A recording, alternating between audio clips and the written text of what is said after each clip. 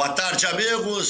Chove lá fora, já há 2 dias, né? E essa era a previsão: quinta, sexta, sábado e domingo de chuva e um friozinho na semana que vem, né? A previsão que mesmo chovendo não esfrie no final de semana, mas os hotéis da Serra já quase todos tomados aí pelos turistas e por quem gosta de curtir um friozinho lá em Gramado, Canela, Caxias, enfim. Mas estamos começando o nosso preliminar à imagem do futebol. Bruno Bertucci já está aqui, o Dr. Roberto Sigma será nosso outro convidado, Maurício Freitas, nosso parceiro de todos os dias. Final de semana, com o Grêmio tentando permanecer entre os 4 melhores da competição, joga em casa contra o Botafogo e em ganhando, o Grêmio independe dos que vêm abaixo, obviamente, Atlético Mineiro. O Cruzeiro não tem como alcançá-lo e vai depender do que conseguir o Palmeiras. O Grêmio pode voltar ao G4. Vê para mim com quem joga o Palmeiras aí, Maurício. O Grêmio ganhando vai a 40, encosta na turma de cima e ficará na 4ª colocação se o Palmeiras empatar o seu jogo. Com a Chape fora de casa. Então não vai ganhar o Palmeiras. Então o Grêmio ganhando o seu jogo será 4º colocado da competição, o que é uma campanha muito boa para quem está focado na Taça Libertadores da América, esteve muito focado recentemente também na Copa do Brasil. Aliás, a campanha do Grêmio na Copa do Brasil foi ruim, né? O Grêmio passou só pelo Goiás. A gente nem se dá conta disso. O Grêmio chegou nas quartas. Não, o Grêmio entra nas oitavas e passou apenas pelo Goiás. E ficou no segundo, que foi o Palmeiras, o Flamengo, né? Iria agora avançar na competição, tivesse passado pelo Flamengo indo para uma semifinal. Aí sim, mas o Grêmio parou nas quartas de final, o que é pouco para quem entra nas oitavas. E jogou contra o Goiás, que é um time que está lutando para se classificar ainda na Série B do Campeonato Brasileiro. Tanto e o Internacional... Eu estava ouvindo esses tempos o Rogério Belk na Rádio Grenal fazendo um levantamento que o Inter participando das fases iniciais e o Grêmio entrando nas oitavas ganharam de premiação da Copa do Brasil a mesma coisa. Somando as fases que o Inter jogou e as 2 que o Grêmio jogou, acaba na soma dando o mesmo valor. Prova que o Internacional tem que criar vergonha na cara e ficar entre os 4 melhores da competição, e já criou vergonha na cara pelo jeito, né? E entrar no ano que vem, ele nas oitavas, junto com o Grêmio, que também estará na Libertadores da América, ou por um caminho ou por outro, né? Ou sendo campeão da Libertadores, ou ficando pelo menos entre os 6 melhores da competição. O problema de ficar abaixo do 4º lugar é que tem que reduzir o período de férias ou reduzir a preparação para as primeiras fases da competição. E aí passar por 2 mata-mata antes de chegar na fase de grupos é um inferno. E se sobra, aí tem um elenco caro, não vai jogar Libertadores, é aquela conversa toda que nós sabemos. Bom, então, o Internacional, qual é a tendência do final de semana? Se o Inter obtiver um empate contra o Cruzeiro, o Inter obtendo um empate contra o Cruzeiro, o Internacional fica com 43. O Flamengo joga em casa contra o Ceará, a tendência é que vá a 44. Então o Internacional pode ficar ali na 2ª colocação se ganhar e na 3ª colocação se empatar, porque a tendência é que o Flamengo ganhe do Ceará. O Grêmio para o jogo de amanhã, 16 horas, hein? No sábado, quando se diz, vai jogar no sábado, a gente já fica pensando, puxa vida, mas que horário horroroso esse das 19 horas, ou tem um pior ainda, que é o das 21 horas. Não, é sábado, mas é 4 da tarde. Então, a notícia não é tão boa por ser sábado, que o futebol ainda é no domingo, mas é bem melhor do que jogar às 19 ou às 21 horas. O Jeromel, Léo Moura e Ramiro, em princípio, serão preservados. O Léo Moura até pode jogar. Se não atuarem, o Paulo Miranda na zaga, no lugar do Jeromel. O Léo Gomes na lateral, no lugar do Léo Moura.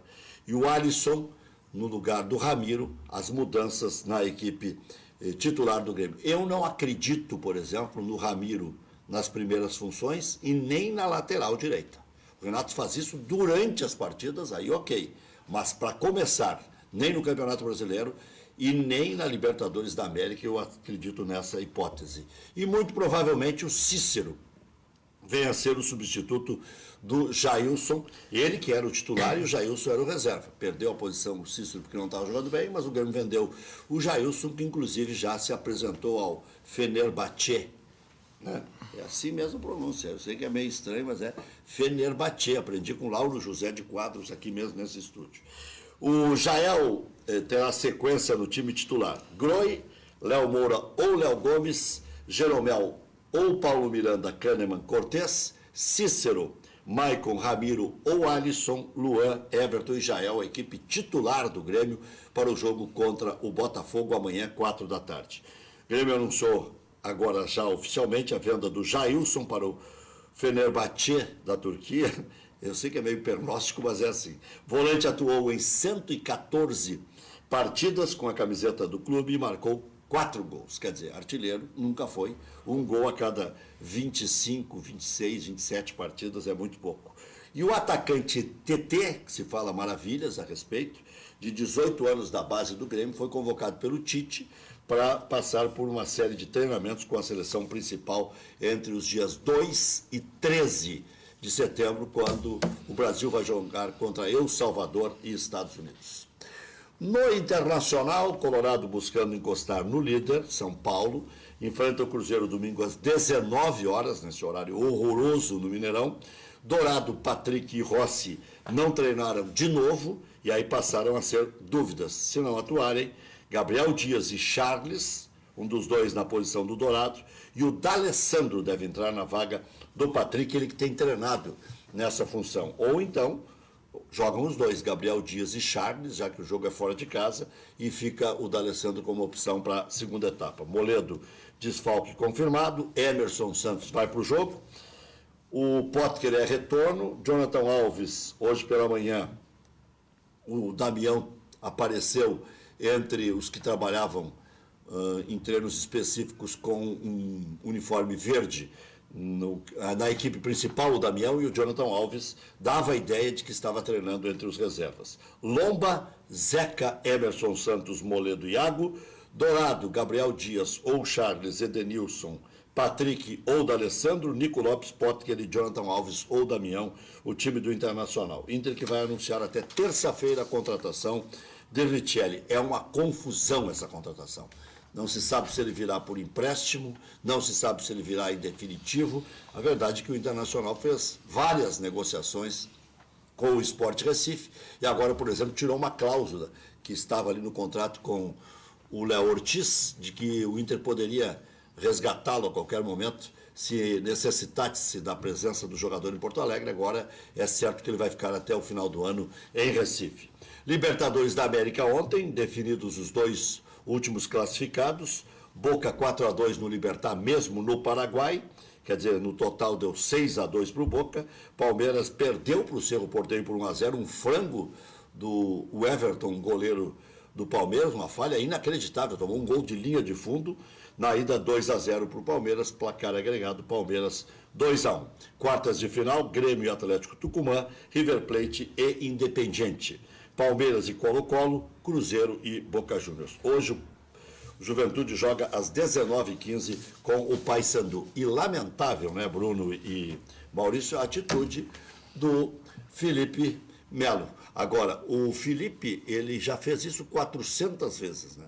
Quem contrata o Felipe sabe que é isso aí, né? Inclusive o Filipão, que gosta de chegar junto e tal, não aprovou porque de uma hora para outra pode deixar o time com 10. Bruno, boa tarde. Boa tarde, Rec, boa tarde, Maurício. Felipe Melo já fez isso em Copa do Mundo, né? Libertadores ontem mais uma vez, mas ele é bom jogador agora, tem que controlar a cabeça, né? Ontem, se o Cerro tivesse um pouco mais de qualidade ali, alguns jogadores poderia ter complicado, né? Poderia ter até se classificado, porque mesmo assim foi um jogo difícil, né? Foi um jogo que foi uma guerra, teve confusão, fim do jogo, Daverson expulso. Teve mais expulsos dos dois lados, o Daverson teve um jogador do Cerro também expulso. É a cara do futebol. Teve perto de fazer o segundo gol o Cerro Porteño. É muito ruim o Cerro Porteño, né? É muito ruim. Porque se tivesse um pouquinho de bola, tinha atropelado o Palmeiras. Fez força para ser eliminado. É. E o Palmeiras também tentou ser eliminado na Libertadores, porque quando um clube... Mas já não está mais virgem, né?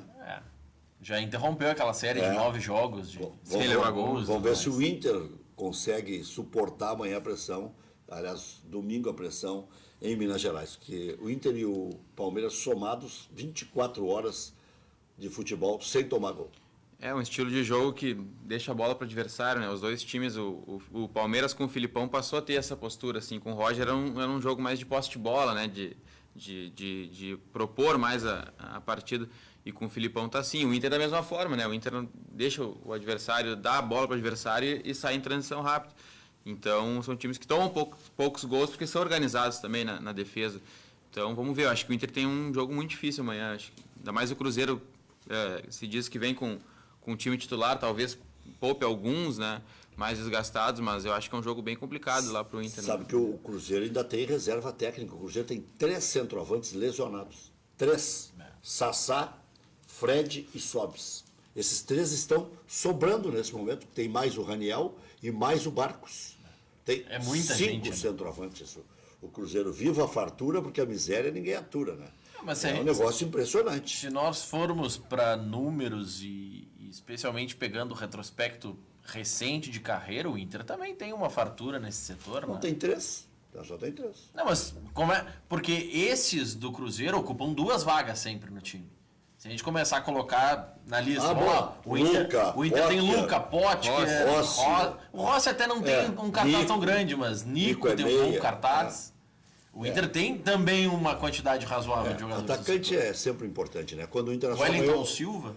O Inter, quando ganhou os principais títulos, tinha muitos atacantes. Tinha Yarley, tinha Pato, tinha Luiz Adriano, tinha Alex, Fernandão tinha Fernandão. O Alex jogava um pouco mais na frente também. Então ficou a lição daquela época. Né? Quem não tem essa fartura é o São Paulo, né? Não. Hoje eu estava lendo pela manhã, não joga o Nenê, não joga o Everton. E aí as opções é Shailon. São Paulo joga também? O São Paulo joga com o Fluminense, no Morumbi. Periga não ganhar. Pelos desfalques, né? Que o Fluminense também, sem o Pedro, né? O Pedro... O Fluminense não tem meio time, porque não tem o Pedro. Exatamente. Mais que meio, talvez, né? Olha aqui, o São Paulo empatando, já ninguém alcança nessa rodada. Tem 45, vai a 46, o Inter ganhando vai no máximo a 45. Já voltamos. Estamos de volta com o preliminar, a imagem do futebol, nesse novo horário, começa 1h25, vamos até as 2h10 da tarde, ou seja, muda completamente, né, o horário que antes era de 1 a 1h45, voltará a ser assim que terminar o glorioso espaço político obrigatório. Bem, a seleção brasileira serve mais para atrapalhar os clubes nessas fases de preparação. No entanto, nós vamos ter que fazer uma nova seleção brasileira. O Tite está sempre convocando um menino das divisões de base das outras seleções brasileiras, né? Das seleções sub-20, sub-17, sub-18. Está levando o TT, né? Esse jogador se fala maravilhas. Mas o TT ele não vai nessa vaga. Não, ele não vai convocado para atuar. Ele vai naquele conceito de sparring para completar treinamento. O goleiro do Flamengo é o Hugo, né? O Hugo que está nessa vaga aí. O Hugo sim foi convocado para figurar no banco de reservas. Ele vai fazer todos os treinamentos com a seleção e estará no banco. O TT, claro, vai ser uma experiência extraordinária. Óbvio que ele será analisado pelo Tite, observado pelo Tite, valoriza o jogador, mas ele não vai com a ideia de ficar no banco para ser utilizado. Mas é engraçado ele pensar um jogador das categorias de base do Grêmio. Normalmente ele leva jogadores do Flamengo quando os treinos são na Granja Comari. Aí, como é no exterior, ele pensou certamente jogador que tem passaporte. Mas é estranho. Né? É estranho. Pois é. É estranho. Aqui, o Tite já convocou o maior número de jogadores de um clube é o Grêmio. Né? Quem tem o maior número de jogadores convocados é o Grêmio até agora. Né? São 5 ou 6. Então, agora, pegar um jogador sub-18 é, no mínimo, uma situação não inusitada, mas eu não quero falar nada mais do que isso. Né? É estranho. Tem que ver como fica a cabeça do menino também, né? Que novo, assim, já nem estreou, não teve uma atuação ainda de destaque pelo clube, já figurando numa seleção. Tem que ter uma cabeça boa também para não... Outra aí para nos Estados Unidos, que fica o Brasil sediado? Nos Estados Unidos. Pois vai treinar nos Estados Unidos um jogador das divisões de base do Grêmio. Mas aí, Rec, o critério para convocar, claro que também é um critério técnico, né, doutor Sigma, mas o critério também que tem que ser considerado é o da questão documental. O TT tem visto norte-americano. Não daria para convocar um jogador e fazer o visto até semana que vem. Tem que ser um jogador com visto. Mas não é tão comum ter visto norte-americano para jogador de 18 anos. Ele tem que ter passado por alguma competição naquela região. Eu não quero insinuar nada, mas que é estranho é. Um jogador de 18 anos vai treinar junto com os profissionais da seleção brasileira nos Estados Unidos, um jogador das divisões de base do Grêmio. Por falar de... E não quero nem saber quem é o empresário dele, tá? Se for uma coincidência que é o Gilmar Veloz, é só uma coincidência. É só uma coincidência. Fugindo um pouco dessa questão de empresário, mas também profissionais da aldeia. O Rospide assinou agora, vai ser auxiliar técnico do Lisca no Ceará. É mesmo? Vai reforçar a equipe do Lisca no Ceará. Tomara. É uma situação quase de desespero já do Ceará, né? Vai jogar com o Flamengo agora no Rio. Mas tomou 2 do Bahia em casa. Né? Aí complica. Doutor Sigma, o senhor vai bem, não? Vou bem, apesar da chuva, apesar do tráfico, apesar de tudo isso, eu muito. Não, é verdade. O que o senhor está achando dessa nova fase do Internacional aí, doutor Sigma? Olha, eu estou contente com os resultados, né? Porque eu confesso que no começo do ano, né, e o ano passado, o que era assim sinalizado não era convincente, não era bom, né? Eu acho que deu uma melhorada significativa, né? Apesar daquele o clube estava, né, impactado ainda pela situação da segunda divisão. Eu não acreditava muito no Odair, né? Mas depois da parada da Copa do Mundo e já antes, né, parece que o time se engrenou, acho que engrenou, né? Inclusive sem aquela D'Alessandro dependência, né? Inclusive jogou em algumas partidas, eu entendo que jogou melhor sem o D'Alessandro do que com o D'Alessandro. Então me parece que o treinador está conseguindo, né, ter assim, o controle e o esquema tático necessário para enfrentar os adversários. E talvez, eu suspeito, viu, Rec, que a grande contratação que o Internacional tenha feito, né, foi o Rodrigo Caetano, né? Eu desconfio que essa foi a grande contratação, né? Havia uma lacuna no Internacional. No primeiro momento havia um profissional lá que não era muito bem aceito pelos torcedores, pela sua história no Internacional, era muito discutido, né? E o Rodrigo Caetano veio em silêncio, né? Não aparece muito, né? E nós podemos constatar aí uma mudança significativa na postura, né, do time, na postura dos jogadores. Acho que isso foi bom. Acho que é um profissional muito qualificado. Bom, tem uma encrenquite aí, né? O Huracan está indo à FIFA pedindo 10 milhões de euros, né, para que o Internacional ressarça o clube argentino em função da vinda do Sarrafiore para cá. Mas pedir levar é uma distância. Agora, isso tu também me permite que eu entre... Eu tenho, né, até assumido uma postura mais discreta, porque eu tenho um perfil e acho que cumpro o meu papel, né? Não concordo com quem aponta isso como uma falha, né? Olha, o Internacional melhorou por vários aspectos, inclusive pela crítica que os conselheiros e aqueles envolvidos com o Internacional fizeram no momento que ele estava muito mal, né? Vocês vão lembrar que o D'Alessandro, em um determinado momento, criticou os conselheiros que eram muito afiados, digamos assim, né? Temendo que o time de novo enfrentasse uma dificuldade muito grande no campeonato, um insucesso como enfrentou anteriormente, né? E melhoraram todos, inclusive o D'Alessandro, né? Isso começou a pesar para que fosse dada uma resposta. E essa resposta é positiva. Então, com relação ao futebol, eu acho que não há como negar que houve um desenvolvimento positivo. Agora, tu levanta outros aspectos aí que eu acho que são importantes também e que devem ser analisados, que dizem respeito à gestão do clube. Primeiro deles, né, a contratação do Guerreiro. Não acho uma má contratação, né? Estou falando assim, sem ingressar no tipo de contrato e nada disso. Acho que é uma aposta que se o jogador está precisando, se o clube está precisando, pode dar certo, e se der certo, não é? Ele tem condições de dar uma grande resposta ao Internacional, mas é uma aposta, né? Mas, como quase todas as contratações. O senhor acha que ele vai ser liberado agora logo? Esse é o problema, né? Eu acompanhei uma reportagem feita por uma outra emissora do centro do país, especializada em esporte, onde um dos participantes afirma taxativamente que ele já custou aos cofres do Internacional 5 milhões de reais. 5 milhões teriam sido pagos pelo Internacional e 2, é bem assim que fala o texto, né? 2 milhões de reais teriam sido presenteados pelo Sonda, né, ao jogador Guerreiro, né? O contrato dele admite inúmeras especulações pela questão, né, se há suspensão ou interrupção do contrato de trabalho, né, de que forma esse jogador vai ser acompanhado nesse período, né? Nós não temos acesso ao contrato, né? Eu sou conselheiro do clube, junto com outros conselheiros, já pedimos, né, acesso ao contrato e acho que pouquíssima gente teve acesso a esse contrato, né? Mas por que isso acontece ainda? Porque essa é a questão, né?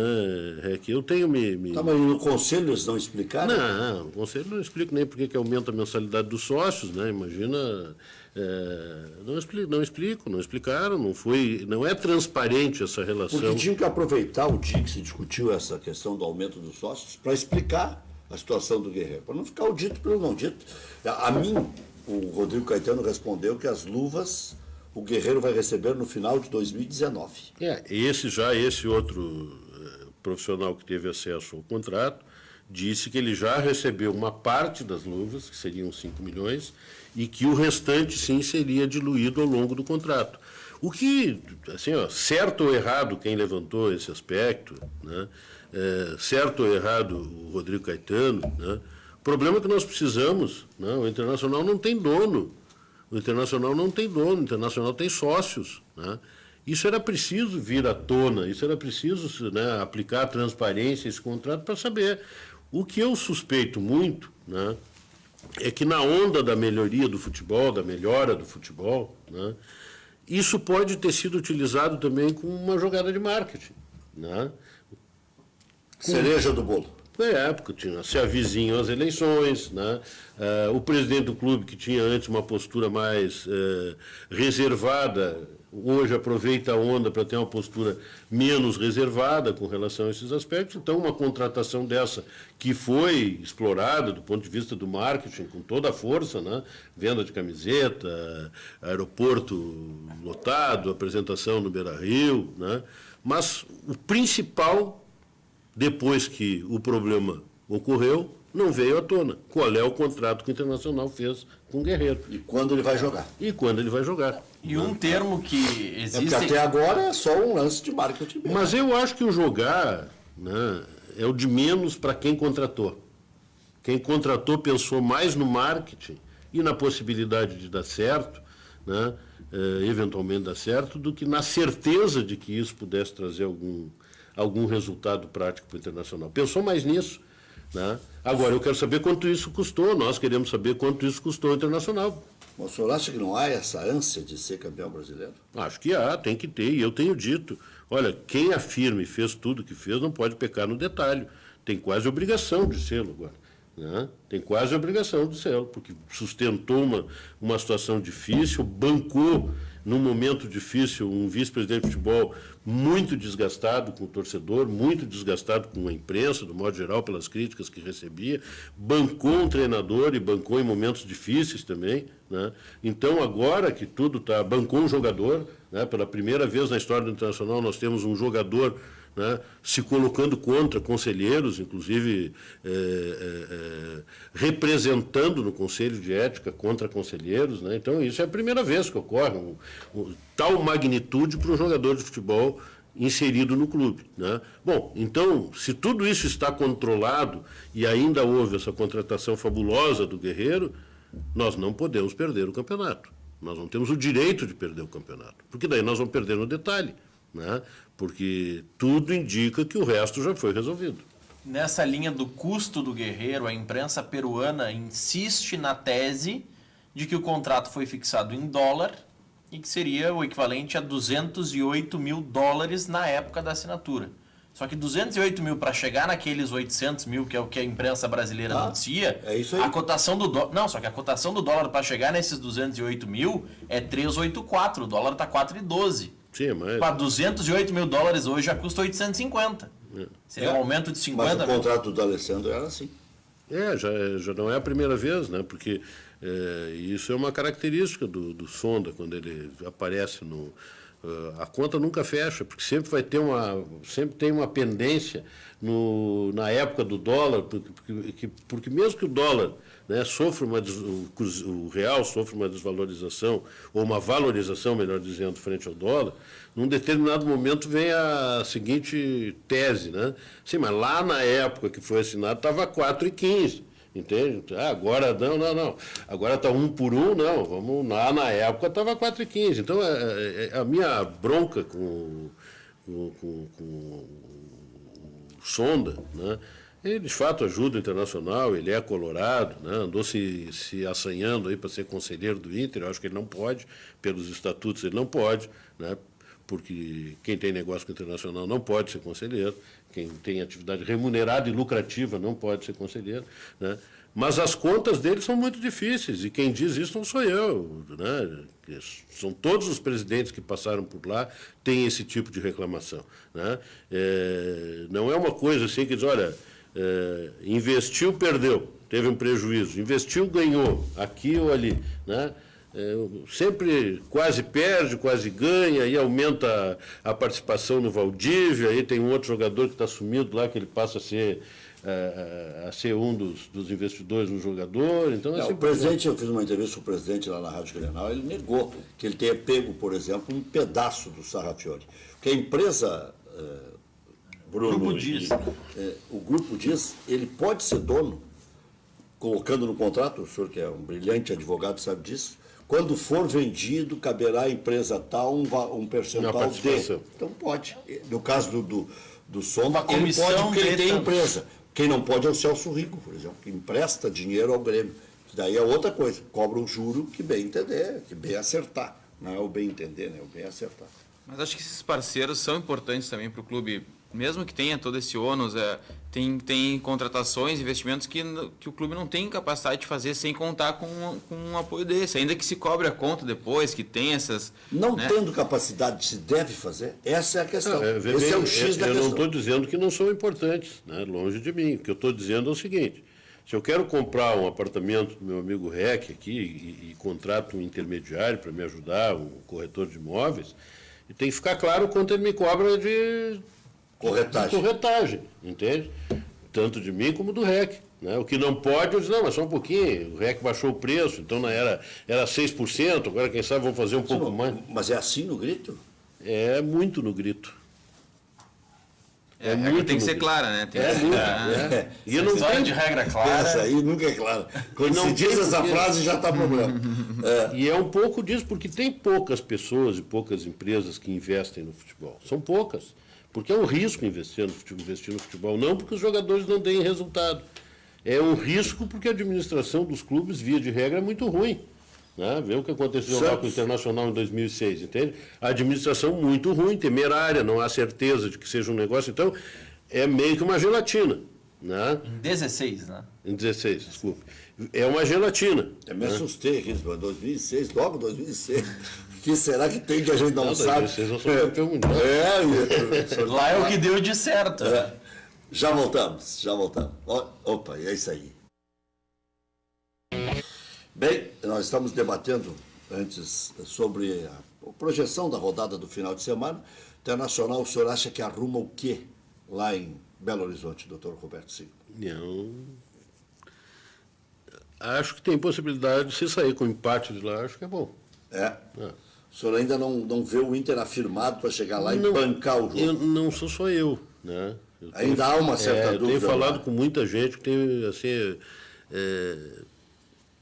tem muita coisa que está certa, inclusive a sorte, porque ruim não tem sorte. 4 vitórias no finalzinho. Né? Ruim não tem sorte. né? O ruim não estava ali, a bola não vai na trave, enfim, né? Então, eu acho que, diante das circunstâncias, eu acho que o empate é um bom resultado, né? É um bom resultado.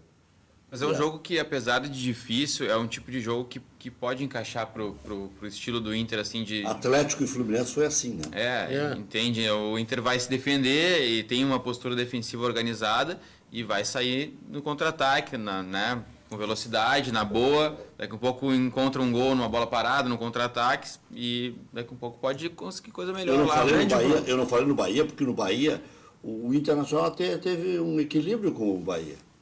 Com o Fluminense, o goleiro foi o melhor em campo e o Inter tocou 3-0. E contra o Atlético Mineiro foi um jogo parelho também. Né? Bahia e Fluminense são times de menor qualidade, então o Inter conseguia impor um pouco mais no jogo, mas contra o Atlético, né, o Atlético teve mais volume, enfim, o Inter conseguiu encaixar aquele gol ali, daqui a um pouco é um tipo de jogo que pode propiciar isso. O que preocupa, né, doutor Sigma, são os jogadores que não treinaram. O Dourado ficara como dúvida e o Patrick como dúvida, são dois atletas que no grupo do Inter é difícil encontrar um substituto à altura. É verdade. Um time que tinha tantos volantes não conseguiu fazer uma triagem para ter pelo menos 2 na reserva. Porque o Charles se lesionou também, né? Tem isso. O Charles teve uma sequência de lesões, isso atrapalhou muito ele. E aí tem muita gente que sumiu, né? Aquelas contratações loucas lá do começo do ano passado, que foram sem muito critério, né? Eles desapareceram no processo aí. Mas eu acho que o Internacional, o que eu vejo de positivo, né, é que o Internacional está no movimento ascendente, né? Não vou entrar nem muito no detalhe, mas quando um time está no movimento ascendente, é muito difícil dele virar descendente, entende? Vou dar um exemplo aqui. Degringolar. A França no Campeonato Mundial, né? Quer dizer, quando o movimento é ascendente e tem alguma consistência, né, como tu falaste, quer dizer, não está se vendo, não é um time caindo aos pedaços, não é nada disso. Né? Pelo contrário. Ele tem condições de enfrentar o adversário, ele cresce a cada partida, e tomara que o movimento seja ascendente. Eu desejo que vença, mas um empate já, para as nossas pretensões, para as pretensões que eu tenho, eu já acho positivo. Sabe que o Internacional, nesses 5 jogos difíceis que terá, se o Internacional empatar os 5, o Inter vai continuar entre os 4. Em 15 pontos, já só 5 pontos, o Inter ainda estará entre os 4, por incrível que pareça. Então tem uma poupancinha razoável, só que uma hora vai ter que voltar a ganhar aquela sequência que teve no primeiro turno. Porque aquela sequência que deu a estabilidade... Deu uma estabilidade para o Internacional. Então, se começar de novo instável, como começou o campeonato, vai voltar a ficar 4º, 5º, 6º, 4º, e daí não se vai falar mais em título. Sim, então, aquilo é que gerou tranquilidade, movimento ascendente, apoio da torcida. E mesmo que tenha feito um retrancão, encarou o Grêmio no melhor momento do Grêmio. O Grêmio estava jogando bem, era chamado e era justo o melhor futebol do Brasil. Né? O que tem a ver Grêmio e Inter nesse momento? O que um está para o outro no momento na análise, Bruno? Olha, acho que o Grêmio, na verdade, são estilos de jogo muito diferentes, assim, né? O que eu quero dizer é o seguinte, o que um depende do outro. Por exemplo, o Grêmio, o Inter será feliz ficando em 4º se o Grêmio sair fora da Libertadores? O Grêmio será feliz se sair fora da Libertadores desde que o Internacional fique no máximo em 5º, 6º? O que tem de relação agora entranhada aí? Eu acho que, por exemplo, uma eliminação do Grêmio na Libertadores agora resultaria num Grêmio arrancando no Brasileiro, acho que dificultaria o próprio Inter, porque o Grêmio está relativamente próximo ali, está numa condição que pode brigar ainda, né? Então isso teria um impacto direto já na própria disputa do Inter pelo título, eu acho, né? Mas, ao mesmo tempo, eu vejo que a torcida, tanto de um quanto de outro, os 2 tetras, né, que podem sair, da Libertadores e do Brasileiro. Quem é que está mais perto? Ninguém fecha, né? Os 2 tetras, não. Daqui a pouco a torcida prefere até perder o título e que o rival não ganhe também, né? Acho que é difícil fazer essa... Doutor Silvio, quem é que está mais perto do tetra? O Inter do Brasileiro ou o Grêmio da América? Eu acho que o Grêmio da América. Mais perto. É pelo número de 6 jogos. jogos. Né? Mas mesmo tendo River, Boca pela frente? Essa é a dificuldade que ele tem passado, né, e tem superado nesse último jogo né, com o Estudiantes. O Estudiante deve estar vacinado jogar com a passo. dupla Grenal, né? Porque é sempre no final. Ou é uma fumacinha, ou é um gol de baixinho, ou é uma fumacinha. Ano passado, o River, nas projeções de confronto, também poderia pegar o Grêmio. Não confirmou. Mas eu Perdeu pro Lanús. Eu vou te dar uma opinião. Quando há essas soluções de continuidade, ou seja, uma quebra da continuidade, como foi o que aconteceu com o Internacional em 2016, tá? E já aconteceu com o Grêmio antes, né? O Grêmio ficou muito tempo, né, dissociado da realidade do Internacional, né? O Grêmio estava em grande dificuldade e assim era uma realidade completamente diferente, né? O Internacional ganhando títulos a partir da virada do século, ganhando títulos, empilhando títulos internacionais, o Grêmio com muita dificuldade administrativa, dificuldade em definir um time e assim por diante, sem ganhar títulos, né? E foi isso. Eu acho que agora nós estamos em outro momento. O Internacional está, né, lambendo as feridas, cicatrizando as feridas, né, em todo sentido, inclusive do ponto de vista... Não sei o que vai falar nem em Ministério Público. Pois é. Né? E está tentando galgar, mas vão ouvir falar. Né? Vão ouvir falar. Claro, isso tem começo, meio e fim, né? Então existe, e assim, eu acho que cada um tem que cuidar da sua vida. O Grêmio está cuidando bem da vida dele, o Internacional tem que... Eu acho que será algo muito positivo se o Internacional voltar a disputar a Libertadores, né? Porque é um momento de crescimento, é um momento de engrandecimento, e o que tem de influência de um no outro, né? Eu acho que nós somos obrigados a buscar o terceiro título da Libertadores, né? Isso é que impulsiona os dois, né? Assim como o Grêmio, com certeza, busca um campeonato mundial, né, reconhecido, o Inter também busca o terceiro título. Mas campeonato mundial reconhecido. Isso você puxou, doutor. Assim. Não, mas é verdade. O Grêmio vai dizer que é bimundial. O termo reconhecido foi para puxar o... Para dizer que ainda não é. Para dizer que não é completo. Não sou eu que estou dizendo, é o site da FIFA que diz, né?